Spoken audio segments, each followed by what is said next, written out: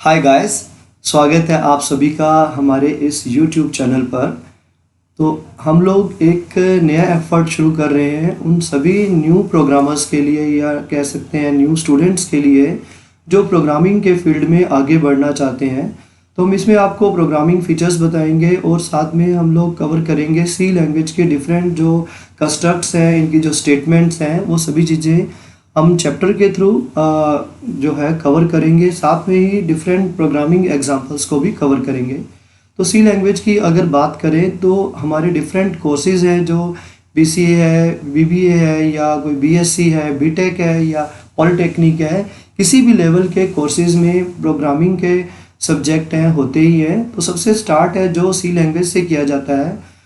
मुझे इस लैंग्वेज को पढ़ाते हुए लगभग 25 से ज़्यादा साल हो चुके हैं। मेरी ऑलरेडी एक बुक भी है और मैंने लगभग इन 25 सालों में सैकड़ों ही स्टूडेंट्स को, सैकड़ों ही आप हज़ारों ही कह सकते हैं, हज़ारों स्टूडेंट्स को ऑफलाइन मोड में यानी कि क्लासरूम टीचिंग के थ्रू सी लैंग्वेज टीच की है। उस एक्सपीरियंस को देखते हुए मुझे लगा कि मुझे एक सीरीज़ उन व्यूअर्स के लिए भी बनानी चाहिए जो ऑफलाइन वे में लर्न नहीं कर सकते या जो खर्च नहीं कर सकते या बहुत सारे रीजंस होते हैं। तो यूट्यूब पे तो ऑलरेडी बहुत सारे वीडियोस ऑलरेडी हैं सी लैंग्वेज से रिलेटेड, लेकिन सभी प्रोग्रामर्स का, सभी डेवलपर्स का, यूट्यूबर्स का अपना अलग अलग एक्सपीरियंस है लाइफ में लैंग्वेज से रिलेटेड, लैंग्वेज के फीचर्स से रिलेटेड। क्योंकि मेरी जो जर्नी है प्रोग्रामिंग लैंग्वेज टीच करने की वो सी लैंग्वेज से ही शुरू हुई थी और अभी के टाइम में मैं पाइथन, जावा या और भी जो नई प्रोग्रामिंग लैंग्वेजेस हैं वो सभी टीच कर रहा हूँ। और इन 25 सालों में मैंने बहुत सारे स्टूडेंट्स को, डिफरेंट लेवल के जो स्टूडेंट्स हैं उनको जो चाहे वो BTech के हों, MCA के हों या BBA के हों या BSc है, पॉलिटेक्निक है, डिफरेंट कैटेगरी ऑफ स्टूडेंट्स को मैंने प्रोग्रामिंग इन सी टीच की है। और मेरी ऑलरेडी एक बुक भी है इसके ऊपर। चैनल पर ऑलरेडी हम लोग रैंडम वीडियोस डालते हैं, टॉपिक बदल बदल कर डालते रहते हैं।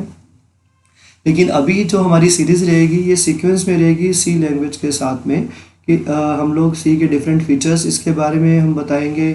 और साथ में ही हमारी कोशिश रहेगी कि वीडियो में ही, वीडियो के डिस्क्रिप्शन में हम लोग आपको एक क्विज़ भी दें ताकि आप 15-20 मिनट जो हमारी वीडियो में हमारे साथ स्पेंड करें, आप अपनी नॉलेज को भी टेस्ट कर सकते हैं। तो वो एक गूगल फॉर्म की फॉर्म में रहेगा। आप अपना, उसमें हम कोई पर्सनल डिटेल नहीं लेंगे आपसे रैंडम क्वेश्चन आएंगे और आपको उन क्वेश्चंस का आंसर देखना है। आप उस टेस्ट को जितनी बार मर्जी दे सकते हैं, तो आपको स्क्रीन पर आपका स्कोर पता लग जाएगा। तो उससे बेटर रहता है कि अगर आपका स्कोर बेटर है, मान लो हम 20 क्वेश्चंस पूछ रहे हैं और 20 में से आपका 18 या 15 प्लस स्कोर रहता है, तो आपको हमारा नेक्स्ट वीडियो देखना चाहिए। अगर स्कोर कम रहता है तो इस वीडियो को आप एक बार रिपीट कर सकते हैं। तो हमारी कोशिश रहेगी कि इन वीडियोस को हम सीक्वेंस में ही प्रोड्यूस करें। तो शुरुआत करते हैं। सबसे पहला हमारा कि सी लैंग्वेज क्या होती है। तो सी लैंग्वेज क्या है हमारा, देखो इनिशियली कोई भी चीज़ को अगर हम कम्युनिकेशन के लिए यूज़ करते हैं, कोई भी लैंग्वेज को कम्युनिकेशन के लिए यूज़ करते हैं, चाहे वो हिंदी है, इंग्लिश है, दो लोग आपस में इंटरेक्ट करने के लिए यूज़ करते हैं। तो प्रोग्रामिंग लैंग्वेज भी हैं जिसके थ्रू हम कंप्यूटर को इंटरेक्ट करते हैं। तो अर्लियर जो प्रोग्रामिंग लैंग्वेज थी वो थी लो लेवल, इंग्लिश लाइक नहीं थी, जैसे 0 1s की फॉर्म में, या असेंबली लैंग्वेज थी, निमोनिक्स की फॉर्म में थी। तो उसके बाद हमारी इंग्लिश लाइक लैंग्वेजेस आई, बहुत सारी, बेसिक, फोर्ट्रैन, कोबोल, बहुत सारी प्रोग्रामिंग लैंग्वेजेस रही। तो इसके बाद 1972 में सी इंट्रोड्यूस हुई अपने बहुत सारे वर्सटाइल फीचर्स के साथ में। तो सी लैंग्वेज एक ऐसी लैंग्वेज है जो अपने टाइम में जिसने पॉपुलैरिटी गेन की और अब तक 1972 से लेके अब तक पॉपुलर है। ये इंडस्ट्री में भी कुछ हद तक यूज़ होती है। अब तो बहुत सारे नए सॉफ्टवेयर्स भी आ गए हैं, लेकिन जो टीचिंग है या लर्निंग है प्रोग्रामिंग के, जो शुरुआत है वो हमारी सी लैंग्वेज से ही शुरू होती है। तो शुरुआत करते हैं, लेट अस सी। तो ये एक पॉपुलर बुक का टाइटल भी है। मैंने भी इसी बुक से शुरुआत की थी जब मैं BTech कर रहा था। तो इसी बुक के ही मैं बहुत ही थैंकफुल हूँ जिन्होंने ये बुक लिखी है, यशवंत कारनेटकर जी। तो उनकी बुक को ही मैंने पूरा फॉलो करके इनिशियली प्रोग्रामिंग इन सी के जो कंस्ट्रक्ट हैं वो सीखे थे। और इसके पहले मैंने बेसिक, फोर्ट्रैन वगैरह लैंग्वेजेस मुझे आती थी, लेकिन मेरा जो बेस है इस बुक को फॉलो करके हुआ। तो मेरे इन वीडियोस में भी मैं इस बुक का सीक्वेंस ही फॉलो करूँगा ताकि मुझे भी मेरे टाइम में जब मैं BTech स्टूडेंट था मुझे इजी रहा था इस बुक के सीक्वेंस के अकॉर्डिंग स्टडी करना। तो मैं रिकमेंड करूँगा, अगर आप बुक बाय करना चाहते हो तो लेटेस्ट सी की बुक बहुत बढ़िया है। आप बिगिनर हो अगर तो आपको ज़रूर परचेज करनी चाहिए। ऑनलाइन लिंक्स में भी बहुत सारे लोगों ने PDF भी डाला हुआ है इसका। तो हम लोग शुरू करते हैं, लेटेस्ट सी स्टार्ट करते हैं सी लैंग्वेज को। तो सबसे पहले है कि सी के बारे में अगर हम बात करें तो सी 1972 में AT&T बेल लैब्स में सी को डेवलप किया गया था। तो डेनिस रिची ने इसको लिखा था, डिज़ाइन किया था, प्रोड्यूस किया था। तो इसने जो ये लैंग्वेज इतनी पॉपुलर हुई, इसने अपने उस टाइम की जो लैंग्वेजेस थी उनको उनका फेम को डिफेम कर दिया था। यानी इसकी पॉपुलैरिटी इतनी ज़्यादा थी कि उस टाइम की लैंग्वेजेस को पीछे छोड़कर ये आगे बढ़ी, क्योंकि इसमें बहुत सारी चीज़ें ऐसी थी जो सेम टाइम की लैंग्वेज में नहीं थी। इसके पहले हम पास्कल लैंग्वेज को ज़्यादा यूज़ करते थे, तो पास्कल की सिस्टर ही बोला जाता है कि पास्कल का काफ़ी कंस्ट्रक्ट सी जैसा ही था, लेकिन उसमें जो चीज़ें नहीं थी या जो कमियां थी वो सी लैंग्वेज में दूर की गई। तो वो क्या थी या इसमें क्या फीचर्स है, हमारे आने वाले वीडियोस में या इसी वीडियो में भी कुछ चीज़ें आपको पता लग जाएंगी। तो शुरुआत करते हैं कि सी पॉपुलर इतनी क्यों है। तो सी का जो कोड है या सी के जो फीचर्स हैं ये इसको पॉपुलर बनाते हैं। इसमें बहुत सारे ऑपरेटर्स की कैटेगरीज हैं। हाईली एनरिच्ड लैंग्वेज है ऑपरेटर्स के केस में, जैसे प्लस माइनस ऑपरेशन करना हो या less than greater than bit wise operation है, पॉइंटर अर्थमेटिक करना हो। और लैंग्वेज बिल्कुल इंग्लिश लाइक है। मैंने कहा कि मैंने सी लैंग्वेज बुक से ही सीखी है, क्योंकि इंग्लिश लाइक कंस्ट्रक्ट है और सारी स्टेटमेंट भी इंग्लिश के सिंपल कीवर्ड्स को लेके ही बनाई गई हैं और इसको यूज़ करना भी बहुत ही इजी है। जैसे ही आप शुरुआत करते हो तो डे 2 से ही, डे 1 में आप बेसिक लेने के बाद डे 2 से ही आप प्रोग्रामिंग इसमें शुरू कर सकते हो। तो स्टार्ट करते हैं हमारा सी लैंग्वेज को। तो सबसे पहले होता है करैक्टर सेट। सी के करैक्टर सेट की बात करते हैं। तो देखो, कोई भी आप प्रोग्रामिंग लैंग्वेज अगर सीखते हो या इंग्लिश, हिंदी या कोई कम्युनिकेशन लैंग्वेज भी सीखते हो, तो सबसे पहले आपको उस लैंग्वेज के अल्फ़ाबेट्स बताए जाते हैं। तो जैसे मान लो आप जब बहुत छोटे हैं तो आपको कुछ वर्ड्स स्कूल में सिखाए जाते हैं, कैपिटल ए, स्मॉल ए, इस तरह के कुछ डिजिट्स, 0 1 2 3, उसके बाद आपको काउंटिंग सिखाई जाती है। तो वो बेसिक करैक्टर सेट होता है, जिसके बाद आप वर्ड, सेंटेंसेस, स्टेटमेंट, ऐसे काफ़ी कुछ लिखने लग जाते हो। तो हमारा सी का भी करैक्टर सेट है जो 3 चीज़ों से बना हुआ है। तो फर्स्ट थिंग है हमारा अल्फ़ाबेट्स, दूसरी चीज़ है डिजिट्स और थर्ड चीज़ है हमारी स्पेशल सिंबल्स। अल्फ़ाबेट जो सी में कंसिडर किए गए हैं, capital A to capital Z तक के alphabet, small a to small z तक के अल्फ़ाबेट और डिजिट्स 0 से लेके 9 तक के डिजिट्स। इनके कॉम्बिनेशन से ही सी के कीवर्ड बनते हैं, वर्ड बनते हैं, स्टेटमेंट्स बनती हैं। साथ में कुछ कवर किए गए हैं कुछ स्पेशल सिंबल्स, जैसे आप स्क्रीन पर देख पा रहे हैं, tilde symbol, less than, greater than, curly bracket, open close, बहुत सारे सिंबल्स। तो इन सिंबल्स को हम आप कीबोर्ड पे देख सकते हो। तो इन्हीं सिंबल्स को बोला गया है स्पेशल सिंबल्स। तो 3 बेसिक चीज़ें होगी, अल्फ़ाबेट, डिजिट्स और स्पेशल सिंबल्स। उसके बाद है हमारा कैरेक्टर सेट की बात हमने कर ली। अब आगे बढ़ते हैं, कांस्टेंट की बात करते हैं कि कांस्टेंट्स क्या होते हैं। आपने बहुत सारे जगह सुना होगा कांस्टेंट या वेरिएबल वर्ड सुना होगा। तो कांस्टेंट क्या होते हैं, ऐसी चीज़ें जो जिनकी वैल्यू फिक्स रहती है। तो सी में इन कॉन्स्टेंट्स को 2 कैटेगरीज में डिवाइड किया गया है, प्राइमरी कॉन्स्टेंट्स और सेकेंडरी कॉन्स्टेंट्स। तो देखते हैं प्राइमरी कॉन्स्टेंट्स कौन से हैं और सेकेंडरी कॉन्स्टेंट्स कौन से हैं। कॉन्स्टेंट मतलब जो उसकी वैल्यू कंपाइलेशन टाइम में या आप रन टाइम पे बोल सकते हो, जिनकी वैल्यू फिक्स रहती है। तो प्राइमरी कॉन्स्टेंट्स में दिए गए हैं इंटीजर कॉन्स्टेंट, रियल कॉन्स्टेंट और करैक्टर कॉन्स्टेंट। इनकी ज़्यादा डिटेल जैसे जैसे हम आगे बढ़ेंगे आपको क्लियर होती जाएगी। और सेकेंडरी कॉन्स्टेंट्स में दिए गए हैं एरेज, पॉइंटर्स, स्ट्रक्चर्स, यूनियंस और एनम्स। यही आगे आपको एज अ चैप्टर भी सी लैंग्वेज में देखने को मिलेंगे। अब बात करते हैं कि इंटीजर कॉन्स्टेंट्स की। हमने बात की थी कि ये प्राइमरी कॉन्स्टेंट की एक टाइप है। तो इंटीजर कॉन्स्टेंट्स क्या होते हैं, इनके क्या रूल हैं। तो फर्स्ट है हमारा, N integer constant must have at least 1 digit, कि कोई भी न्यूमेरिक वैल्यू में 1 डिजिट का होना जरूरी होता है, जैसे 4 5 6 7 कुछ भी, और उसमें कोई भी डेसिमल पॉइंट नहीं होना चाहिए। एक इंटीजर वैल्यू या तो प्लस हो सकती है या माइनस हो सकती है। अगर कोई भी सिंबल ना लगाओ तो ये माना जाता है कि वो एक पॉजिटिव है। जैसे आप मैथ में भी करते हो, a = 5, अगर आपने अलग से माइनस या प्लस नहीं लिखा तो बाय डिफ़ॉल्ट उसको प्लस ही माना जाता है। क्योंकि सी लैंग्वेज को इंग्लिश लाइक बनाया गया है, तो अजम्पशंस भी लगभग वही ली गई हैं जो रियल मैथमेटिक्स में होती हैं। उसके बाद है कि हमारे इंटीजर कांस्टेंट के अंदर हम ब्लैंक या कॉमास को नहीं ले सकते। मान लो आपने लिखा 457 है, आपने कंसिडर करना है, तो 45 थोड़ा सा स्पेस छोड़ के आप 7 नहीं ले सकते, क्योंकि उससे वो दो वैल्यूज़ मानी जाएंगी। फिर अगर आप इसको यूज़ करोगे प्रोग्राम में तो वो बोला जाएगा कि इसमें एक कॉमा मिसिंग है, इसमें कुछ मिसिंग है। उसके बाद है हमारे इंटीजर कांस्टेंट्स की रेंज। तो सी लैंग्वेज में इंटीजर कांस्टेंट्स की रेंज है -327,682 + 327,667। तो ये रेंज क्यों है? क्योंकि इंट जो डाटा टाइप है, आगे हम डाटा टाइप्स पढ़ेंगे, तो ये इंट है जो 2 बाइट स्पेस लेता है। तो उसके अकॉर्डिंग 2 टू पावर अगर हम लोग 16 करते हैं तो ये नंबर ही जनरेट होते हैं। तो -327 सबसे छोटा नंबर एक इंटीजर कांस्टेंट होल्ड कर सकता है, और +327,667 सबसे बड़ा नंबर ये एक इंटीजर होल्ड कर सकता है, वैल्यू ले सकता है। उसके बाद है इंटीजर कांस्टेंट्स के एग्जांपल क्या होंगे, जैसे मान लो 426 + 782 -8000 -7605, कुछ भी वैल्यू प्लस या माइनस या बगैर साइन के भी आप लिख सकते हैं।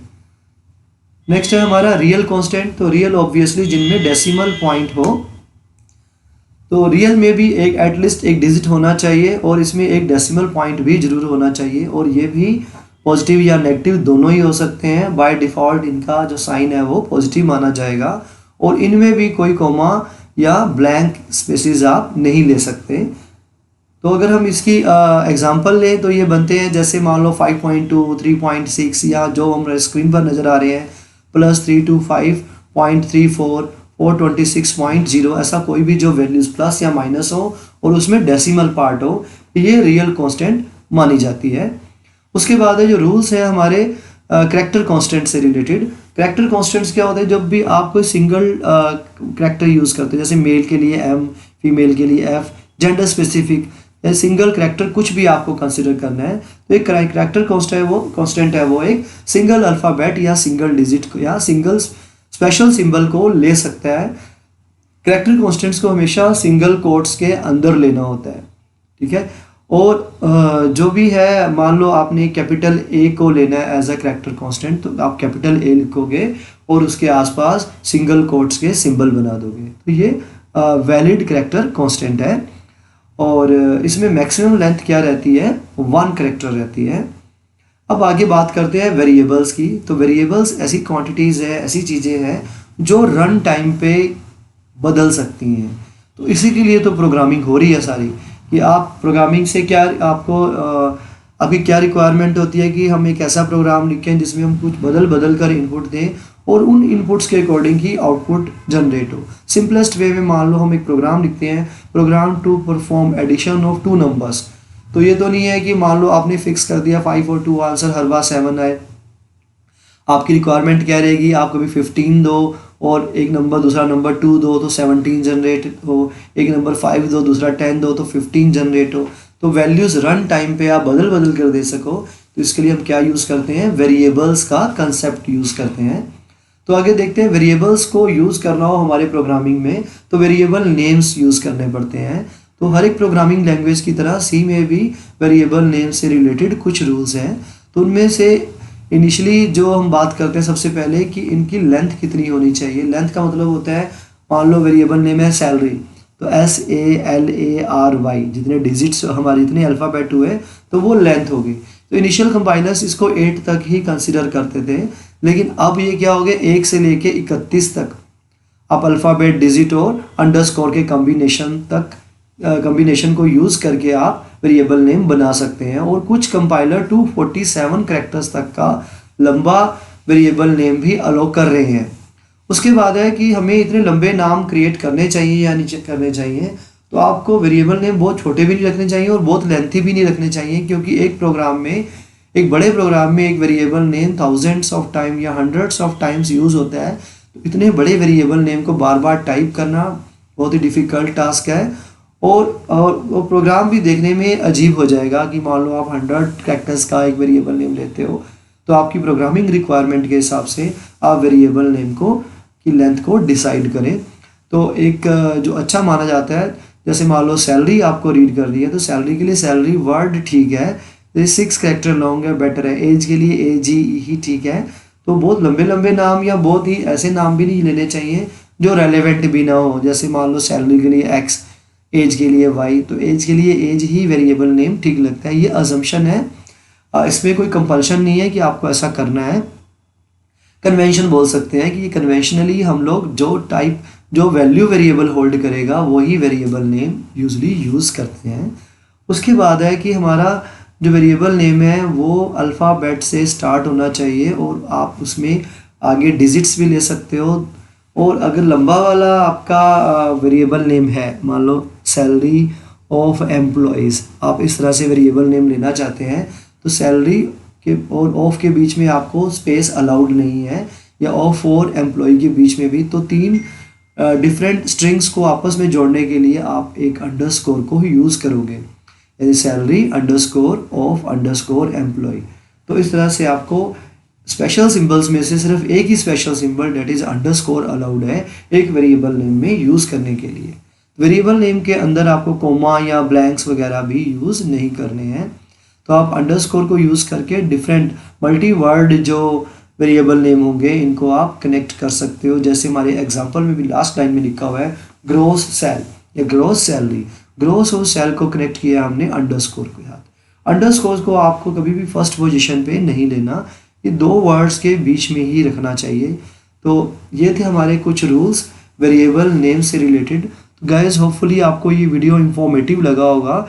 जल्दी मिलते हैं आपसे एक नई वीडियो के साथ में। तो इस वीडियो में हमने कवर किया कॉन्स्टेंट्स और वेरिएबल्स का कंसेप्ट, और साथ में हमने यूज़ किया जो हमारे डिफरेंट करैक्टर सेट है सी लैंग्वेज का। तो हमारा इस वीडियो का इनिशियल टारगेट यही था कि आपको इंट्रोड्यूस कराना अपने साथ में, और नेक्स्ट वीडियो से हमारा जो सारा कुछ लेंथ रहेगी कंटेंट बेस्ड ही रहेगा कि हम इसके और भी टॉपिक्स कवर करेंगे।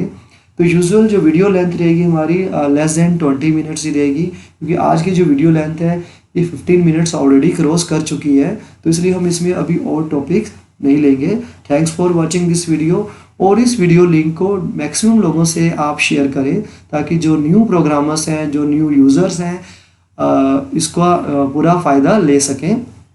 तो टाइम टू टाइम हम वीडियोस अपलोड करते रहेंगे। तो हमारी अपलोड फ्रीक्वेंसी कोशिश रहेगी डेली रहे, नहीं तो 5 टाइम्स अ वीक हम लोग सी लैंग्वेज से रिलेटेड वीडियोस सीक्वेंस में प्रोड्यूस करते रहेंगे। तो आप सीक्वेंस में अगर चलते हो तो आपका भी जो है लर्निंग प्रॉपर चलता रहेगा, सीक्वेंस में चलता रहेगा, और पर्टिकुलर टॉपिक हो तो आप बीच में कहीं से भी शुरू कर सकते हैं।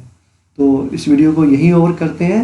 जल्दी मिलते हैं आपसे एक नई वीडियो के साथ, नए टॉपिक के साथ, जिसमें हम लोग कवर करेंगे सी लैंग्वेज के जो डिफरेंट डाटा टाइप्स कौन से हैं, डाटा टाइप क्या होती है, सी के कीवर्ड्स कौन से हैं, कितने कीवर्ड हैं, किस कीवर्ड का क्या मीनिंग है। हाय गाइस, एक बार फिर से आपका स्वागत है हमारे YouTube चैनल पर। तो आज के इस वीडियो में हम लोग देखेंगे सी के कुछ नए फीचर्स।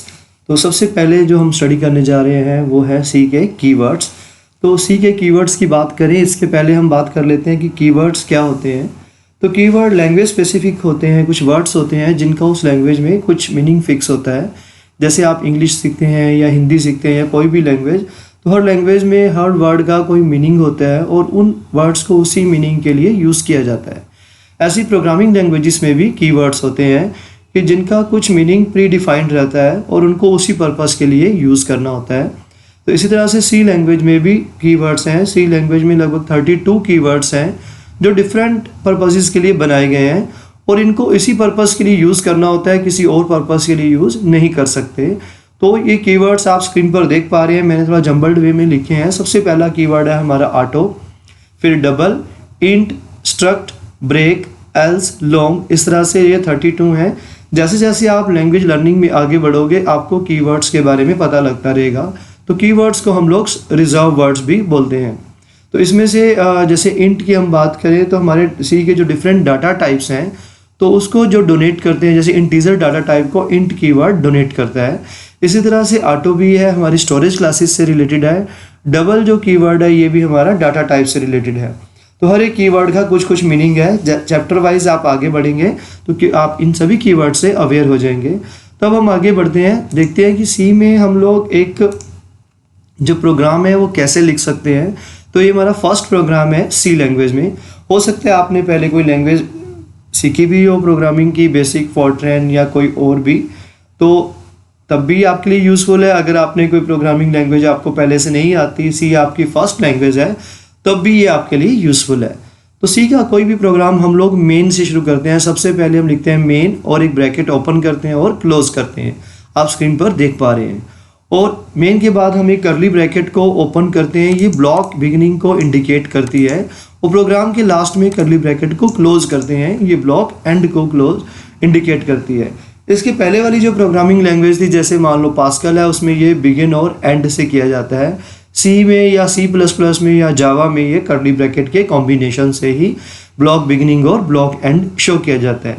तो ये प्रोग्राम का ब्लॉक है, मेन के बाद शुरू होता है और लास्ट में इस ब्लॉक को क्लोज करना होता है। तो प्रोग्राम के शुरू के पार्ट में हम लोग डाटा टाइप्स देते हैं, डिफरेंट डाटा टाइप्स, यानी प्रोग्राम में आप जो वेरिएबल यूज़ करोगे वो वेरिएबल कैसी वैल्यू को होल्ड करेंगे। तो एक जो ये सिंपल सा प्रोग्राम आप स्क्रीन पर देख रहे हैं, ये है सिंपल इंटरेस्ट की कैलकुलेशन का प्रोग्राम। कि सिंपल इंटरेस्ट का प्रोग्राम हमें सी में लिखना है, तो हमें प्रिंसिपल के लिए हमने P कंसिडर किया और रेट के लिए R, सिंपल इंटरेस्ट के लिए SI वेरिएबल ले लिया और टाइम के लिए हमने नंबर ऑफ़ ईयर्स के लिए हमने N ले लिया। तो प्रिंसिपल और नंबर ऑफ़ ईयर्स को हमने दे दिया इंट डाटा टाइप दे दी, और साथ में रेट और सिंपल इंटरेस्ट के लिए हमने जो डाटा टाइप लिया है वो फ्लोट ली है। तो आपके प्रोग्राम की रिक्वायरमेंट पे होगा कि आपको वेरिएबल्स कितने लेने हैं और उनकी डाटा टाइप क्या रखनी है। तो सिंपल अप्रोच से अगर चलें तो हमें जैसे जैसे हम बता रहे हैं, आप साथ साथ देखते जाएं कि इस प्रोग्राम में 3 इनपुट वेरिएबल रहने वाले हैं, प्रिंसिपल, रेट और टाइम, और एक आउटपुट वेरिएबल रहने वाला है SI। तो प्रिंसिपल शुरू में जो बिगिनर प्रोग्रामर होते हैं उनके मन में ये क्वेश्चन भी रहता है कि कौन से वेरिएबल की डाटा टाइप क्या लेनी है। तो ये आप प्रोग्राम स्पेसिफिक रहता है। जैसे हम लोग सिंपल इंटरेस्ट का एग्जांपल ही ले रहे हैं, तो अमाउंट यूजुअली आप जो बैंक में जमा करते हो या कहीं जमा करते हो वो इंटीजर में ही होता है, 10,000, 5,000, 6,000 या 1 लाख, कुछ भी अमाउंट रुपए पैसे में नहीं होता। तो यूजुअली हम लोग इसको इंटीजर ही लेते हैं। और number of year 1 year, 2 year, 3 years, तो एन को या टी वेरिएबल भी कई बार यूज़ होता है, तो इसको भी हम लोग इंट में लेते हैं। आगे हमने ले लिया rate of interest. Rate of interest usually float होती है, कई बार आपने सुना होगा 7.8 इंटरेस्ट है, 8.2 रेट ऑफ इंटरेस्ट है।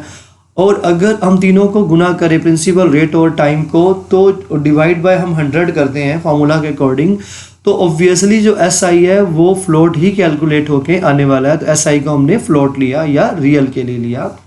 तो प्रोग्राम के शुरू में आपने देना है डाटा टाइप जो प्रोग्राम में यूज़ होंगे उनकी डाटा टाइप को, उन वेरिएबल की डाटा टाइप को देना है। उसके बाद हमने अभी इनपुट स्टेटमेंट नहीं यूज़ किया है, हम थ्रू असाइनमेंट तीनों वेरिएबल को वैल्यू दे रहे हैं। P को मैंने दे दी 1000, N को 3 और R को 8.5। आप ध्यान दो, सभी स्टेटमेंट्स के बाद हमने सेमीकोलन लगाया है। सेमीकोलन सी में स्टेटमेंट टर्मिनेटर का काम करता है कि यहाँ पे ये स्टेटमेंट खत्म हो गई है। और तीनों को इनपुट का वैल्यू देने के बाद हमने SI कैलकुलेट किया। SI का हमने फार्मूला लगाया, principal into time into rate divide by 100.0। तो इससे SI कैलकुलेट होगा। और प्रिंट एफ हमारी सी की प्रिंट एफ आउटपुट स्टेटमेंट है, इसके थ्रू हमने आंसर को प्रिंट कर लिया। ये जो डिफरेंट चीज़ें आप देख रहे हैं, डाटा टाइप्स या प्रिंट एफ स्टेटमेंट या ऑपरेटर्स, ये हमारे वीडियो के अगले सेक्शन में हम इनको डीपली अच्छी तरह से एक्सप्लेन करेंगे। अभी for the time being learning के लिए बस हमने एक प्रोग्राम का आपको सीक्वेंस बताना था। तो सीक्वेंस के अकॉर्डिंग यही रहता है कि इनिशियली वेरिएबल डिक्लेरेशन और उसके बाद बॉडी ऑफ द प्रोग्राम में जो भी है। तो प्रोग्राम में इनपुट स्टेटमेंट्स भी होती हैं, कैलकुलेशन भी होती है और आउटपुट स्टेटमेंट्स भी होती हैं।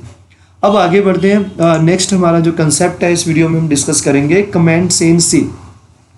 आप कोई भी प्रोग्राम लिखते हैं तो आपको इंटरनल कोडिंग के लिए, यानी प्रोग्राम का कौन सा पार्ट किस लिए यूज़ हो रहा है, फ्यूचर प्रोग्रामर के लिए, आपके बाद वाले प्रोग्रामर के लिए या आपके अपने लिए भी आप प्रोग्राम के अंदर ही कुछ टाइपिंग वर्क जो करना चाहते हो। मान लो ये वाला प्रोग्राम है, इसमें मैंने अभी बोल के तो बताया, लेकिन मुझे अगर वैसे बताना हो डॉक्यूमेंटेशन के थ्रू, तो मैं उस पर्टिकुलर लाइन के आगे सी की कमेंट स्टेटमेंट दे सकता हूँ। सिंगल लाइन कमेंट हो तो 2 स्लैश सिंबल टाइप करके मैं लिख दूंगा हेयर पेज प्रिंसिपल।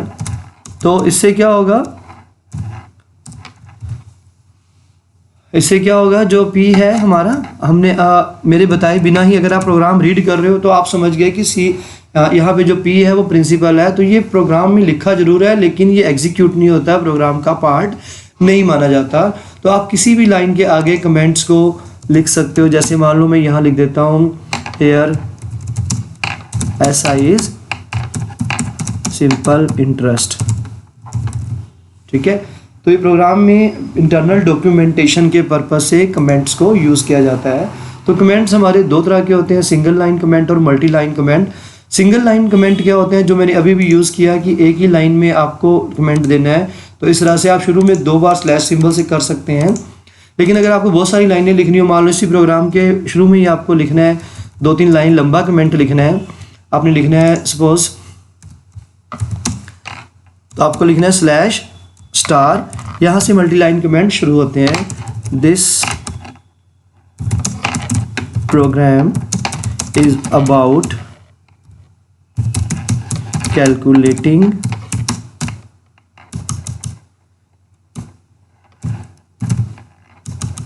जल्दी जल्दी में स्पेलिंग गलत होते जा रहे हैं, सिंपल इंटरेस्ट, ठीक है। तो इस तरह से आप, मैंने 3 लाइन में कमेंट को डिवाइड कर दिया। तो प्रोग्राम के बिगिनिंग में आप मल्टी लाइन कमेंट को ऐड कर सकते हो, कहीं भी कर सकते हो। तो कमेंट चाहे सिंगल लाइन हो या डबल लाइन हो यानी मल्टी लाइन हो, ये प्रोग्राम का पार्ट होते हुए भी लेकिन ये एग्जीक्यूट नहीं होते हैं। ये सिर्फ प्रोग्राम की कोडिंग को अंडरस्टैंड करने के लिए प्रोग्राम के अंदर हम लोग दे सकते हैं। तो सी में अगर मल्टी लाइन कमेंट लिखना है तो आपको लिखना है स्लैश स्टार, फिर आगे कमेंट की लाइन्स आएंगी, फिर लास्ट में स्टार और स्लैश। जैसे एग्जांपल मैंने उसमें कोडिंग में भी लिखा भी है और एक ये भी एग्जांपल है, ये मैंने लेटेस्ट सी से एग्जांपल लिया है, star slash star, this is a jazzy comment, और लास्ट में स्टार और स्लैश। अब आगे बढ़ते हैं। प्रिंट एफ स्टेटमेंट अभी आपने कोड में देखा था, मैंने यूज़ की थी। तो सी में आउटपुट स्टेटमेंट है, या सी में आउटपुट स्टेटमेंट 2 तरह की होती हैं, अनफॉर्मेटेड आउटपुट और फॉर्मेटेड आउटपुट। तो अभी हम फॉर्मेटेड आउटपुट स्टेटमेंट देखेंगे, अनफॉर्मेटेड बाद में देखेंगे। फॉर्मेटेड आउटपुट स्टेटमेंट में हमारा यूज़ होता है प्रिंट एफ स्टेटमेंट। प्रिंट एक जनरल वर्ड है, जैसे पहले की प्रोग्रामिंग लैंग्वेजेस में print as a output statement भी यूज़ होती थी, और जनरल इंग्लिश का वर्ड भी है प्रिंट एफ। तो प्रिंट यूज़ है, प्रिंट के साथ में एफ वर्ड यूज़ कर दिया, प्रिंट एफ। तो ये हमारी आउटपुट स्टेटमेंट है। सी की लाइब्रेरी में अगर आप देखिए stdio.h एक हेडर फाइल्स है, हेडर फाइल है, इसके अंदर बहुत सारे फंक्शंस हैं, इनपुट आउटपुट से रिलेटेड डिफाइंड है, उसमें ये फंक्शन लिखा गया है। तो प्रिंट एफ स्टेटमेंट क्या करती है, ये फंक्शन क्या करता है, आपके प्रोग्राम की जो आउटपुट है उसको स्क्रीन पर आपके CRT के ऊपर या वीडियो के ऊपर लेके आती है। तो इसका जनरल फॉर्म क्या है, आपको शुरू में प्रिंट एफ लिखना है और साथ में ब्रैकेट ओपन करनी है, लास्ट में ब्रैकेट क्लोज करनी है और सेमीकोलन, बीच में डबल कोट्स यहाँ जैसे मैंने लगाया, फिर format string double quotes complete comma list of variables. कि मान लो आपको एक अभी हमने SI कैलकुलेट किया, प्रीवियस एग्जांपल में आपने अभी देखा ही है कि मैंने एक प्रोग्राम लिखा था जिसमें मैंने SI को प्रिंट किया था, प्रिंट एफ यहाँ पे। तो ये %f क्या हमारा फॉर्मेट स्ट्रिंग है, कॉमा लगा के SI हमारा वेरिएबल है। तो इस तरह से आपको जो भी वेरिएबल की डाटा टाइप होगी वो वाला फॉर्मेट स्ट्रिंग यहाँ पे लिखना होता है। जैसे मान लो अभी मैंने फॉर्मेट स्ट्रिंग नीचे लिखे हुए, देखो 3 तरह के फॉर्मेट स्ट्रिंग मैंने यहाँ स्पेसिफाई किए हैं, और भी होते हैं, ये बेसिक 3 तरह के हैं। %f यूज़ होता है रियल वैल्यूज़ के लिए, %d यूज़ होता है इंटीजर्स के लिए, और %c यूज़ होता है करेक्टर वैल्यूज़ के लिए। तो हमारा जो SI था, सिंपल इंटरेस्ट था, फ्लोटिंग वैल्यू था, तो हमने %f यूज़ किया था। इस तरह से आप और भी कॉम्बिनेशन से इसको यूज़ कर सकते हैं। मान लो किसी प्रोग्राम में आपके कुछ इस तरह से हो कि SI हमने प्रिंट किया %f से, मान लो P और R प्रिंट करना होता तो हम %d से प्रिंट करते हैं। P का एक %d P के लिए, दूसरा %d हमारा R के लिए। और अगर सिंपली आपको मैसेज ही प्रिंट करना है, कोई आउटपुट में कोई वेरिएबल नेम नहीं है, तो प्रिंट एफ में डबल कोट्स में आप मैसेज दे दोगे, प्रिंट एफ डबल कोट्स के अंदर हेलो वर्ल्ड। तो ये तो हो गया एक अगर मैसेज प्रिंट करना है, और ये हो गया हमारा दूसरा वाला जो एग्जांपल है, ये वैल्यू प्रिंट करनी है, ये एक से ज़्यादा वैल्यू अगर प्रिंट करनी हो। और फोर्थ एग्जांपल है हमारा मैसेज और वैल्यू दोनों प्रिंट करनी हो। फोर्थ इंपॉर्टेंट है, इसमें आउटपुट क्या रहेगा, simple interest is equal to जो भी SI की वैल्यू कैलकुलेट होगी। मान लो SI की वैल्यू 100 कैलकुलेट हो जाती है, या मान लो 200 कैलकुलेट होके आती है तो ऐसे लिखा आएगा स्क्रीन पर, आउटपुट स्क्रीन पर इज इक्वल टू 200। तो ये देखने में ज़्यादा रीडेबल है। अगर आप परसेंटेज सिंपल इंटरेस्ट वर्ड नहीं भी लिखते तब भी आउटपुट ठीक आएगी, लेकिन वो इतनी इंटरेस्टिंग नहीं लगेगी, ऐसे लिखा आएगा। तो देखो मैंने सिंपल इंटरेस्ट का जो स्ट्रिंग था वो निकाल दिया है 200। तो यूज़र के हिसाब से ये ठीक नहीं है, आउटपुट में कुछ मैसेज भी साथ में होना चाहिए। तो ये था हमारा प्रिंट एफ स्टेटमेंट के बारे में कि हम सी में हमारी प्रिंट एफ स्टेटमेंट क्या होती है, उसको हम कैसे यूज़ कर सकते हैं। और ज़्यादा फेमिलियर आप जैसे जैसे कोडिंग में आगे बढ़ेंगे, सी के आगे चैप्टर बढ़ेंगे, आप और फेमिलियर हो जाओगे। इनिशियली थोड़ा सा हमें ये परसेंटेज डी, परसेंटेज सी, परसेंटेज एफ थोड़ा कंफ्यूज करता है, तो वीडियो का ये पार्ट आप बार बार भी देख सकते हैं, जिससे आपको और क्लियरिटी हो जाएगी। अब आगे बढ़ते हैं इनपुट स्टेटमेंट की तरफ। तो जैसे आउटपुट स्टेटमेंट दो तरह की है, तो इनपुट स्टेटमेंट भी हमारी दो तरह की होती है, फॉर्मेटेड इनपुट और अनफॉर्मेटेड इनपुट। तो हम यहाँ पे देखेंगे formatted input. Formatted input scan word के साथ, स्कैनिंग मतलब रीड करना, स्कैन के साथ एफ लगाया, स्कैन एफ फंक्शन यूज़ होता है। ये भी सी की हेडर फाइल है जो stdio.h उसमें डिफाइंड है। इसको स्कैन एफ फंक्शन बोलते हैं, रीडिंग के लिए यूज़ होता है। जनरल सिंटैक्स इसका मिलता जुलता है, हमारे प्रिंट एफ के जैसे ही है। स्कैन एफ डबल कोट्स में format string comma list of variable, format string वही है, इंटीजर के लिए परसेंटेज डी, फ्लोट के लिए परसेंटेज एफ, कैरेक्टर के लिए परसेंटेज सी। थोड़ा सा फर्क रह जाता है कि जैसे मान लो हमने ए की वैल्यू रीड करनी है तो स्कैन एफ परसेंटेज डी, और यहाँ प्रिंट एफ हमने डायरेक्टली ए लिखा था, यहाँ एम्पीसेंट ए लिखेंगे। यानी जिसको भी आपको रीड करना है उसके शुरू में आपको एम्पीसेंट सिंबल लगाना है। एम्पीसेंट हमारा सी का पॉइंटर ऑपरेटर है, जिसको बोलते हैं एड्रेस ऑफ ऑपरेटर है। तो आप जो भी वैल्यू रीड करते हो, जैसे ए की वैल्यू रीड करोगे तो ए के मेमोरी एड्रेस, ए ने मेमोरी में जहाँ पे भी स्पेस लिया है वहाँ पे ये वैल्यू जाके स्टोर हो जाएगी। इसकी और क्लैरिटी आपको पॉइंटर्स के चैप्टर में होगी। तो इस वीडियो को देखते देखते मैं एक चीज़ और भी बता दूं कि इन वीडियो से रिलेटेड हम लोग MCQ, जैसे आज हमने कीवर्ड, प्रिंट एफ पढ़ा, स्कैन एफ पढ़ा, और भी कुछ पढ़ते हैं, कमेंट्स भी पढ़ा। तो इनसे रिलेटेड आपकी नॉलेज टेस्टिंग के लिए इसी वीडियो के डिस्क्रिप्शन में मैं MCQ टेस्ट डालूंगा। तो आप अपनी नॉलेज चेक करने के लिए MCQ टेस्ट को अटैम्प्ट कर सकते हो, अपना स्कोर चेक कर सकते हो। उसमें हम कोई भी आपकी पर्सनल इन्फॉर्मेशन नहीं लेते हैं। स्कोर आपको ये गूगल फॉर्म की फॉर्म में है, गूगल फॉर्म हमने डाला हुआ है, आपका स्कोर आप साथ साथ चेक कर सकते हो कि आपका अंडरस्टैंडिंग लेवल कितना है। और अगर आप टीचर है या किसी ऐसे प्रोफेशन में है जिसमें आप, तो गूगल फॉर्म का लिंक भी आप लोगों से शेयर कर सकते हो, वो भी अपना स्क्रीन पर अपना स्कोर चेक कर सकते हैं। तो अब आगे बढ़ते हैं। तो कुछ चीज़ें आपको क्लियर हो गई होंगी जो हमने पढ़ी हैं आज। एक तो हमने पढ़ा है कमेंट्स, और सी का प्रोग्राम स्ट्रक्चर पढ़ा है, इनपुट पढ़ा है, और आउटपुट स्टेटमेंट पढ़ी है। तो अब आगे करते हैं डाटा टाइप्स क्या होती है। तो सी में डाटा टाइप का मतलब क्या है कि आपको कोई भी अगर वेरिएबल यूज़ करना है तो आपको प्रोग्राम के शुरू के पार्ट में बताना पड़ेगा कि वो वेरिएबल कैसी वैल्यू होल्ड करेगा। उसमें न्यूमेरिक वैल्यू होगी, नॉन न्यूमेरिक वैल्यू होगी, इंटीजर होगा या फ्लोट होगा, यानी उसमें डेसिमल पार्ट होगा, करेक्टर होगा। तो इस तरह से डाटा टाइप्स हैं, यानी डाटा की टाइप आपको शुरू में ही बतानी है। तो सी में बहुत सारे डाटा टाइप्स अवेलेबल हैं। तो बेसिक जो हम लेके चलते हैं, ये 3 कैटेगरीज लेके चलते हैं, 3 basic data types. First one हम लेके चलते हैं इंटीजर टाइप्स, जिसमें हम 3 को कंसिडर करते हैं, इंट, लॉन्ग और शॉर्ट को।